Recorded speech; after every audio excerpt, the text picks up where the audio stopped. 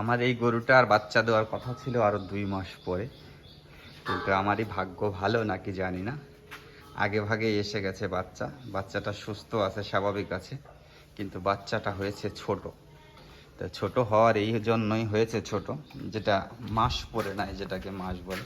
কিন্তু মাশাল্লাহ বাছুরের যে জাতটা আছে, জাতটা কিন্তু ভালো। দেখেন মুখটা কিন্তু সাদা, খুরগুলো কিন্তু সাদা, আর যে চক্রা বকরা যা থাকা দরকার সব কিছুই কিন্তু ঠিক আছে, কিন্তু বাছুরটা হয়েছে ছোট। আর গরুর যে বাটও কিন্তু এখনো বড় হয় নাই। দেখেন দেখা যাচ্ছে বাটও কিন্তু বড় হয় নাই। তো বড় না হইলে কি হবে, কিন্তু দুধও বাট দিয়ে খাই পরে। তো মাস না পুরে যখন বাচ্চা ডেলিভারি হয়, যে অবস্থাটা হয় সেই অবস্থাটাই হয়েছে আমার এই বাছুরটারও।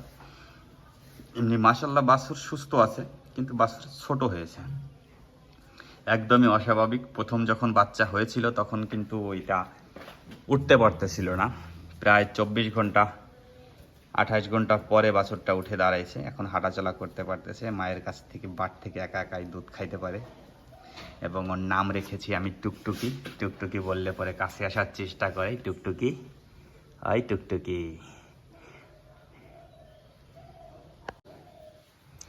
এই হচ্ছে আমার টুকটুকি। আগে বাচ্চা দেওয়ার কথা ছিল ওই ওই গরুটার, ওই বড় গরুটার, কিন্তু তার আগেও বাচ্চা দিয়ে দিয়েছে। মনে হয় 8 মাস, 8.5 মাসে মনে হয় বাচ্চাটা হয়েছে, এই জন্যই বাছুরটা ছোট।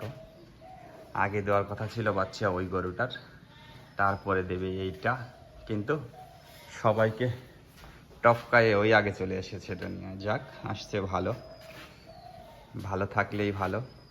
তো যে প্রবলেমটা হয়, যে বাছুর মাস না পুরে পড়লে পরে বাছুর ছোট হয়, অনেক সময় দেখা যায় যে হাত চোখ ফোটে না, নাক ফোটে না, আর অন্য অন্য সমস্যা দেখা দেয় যখন মাস না পুরে হয়।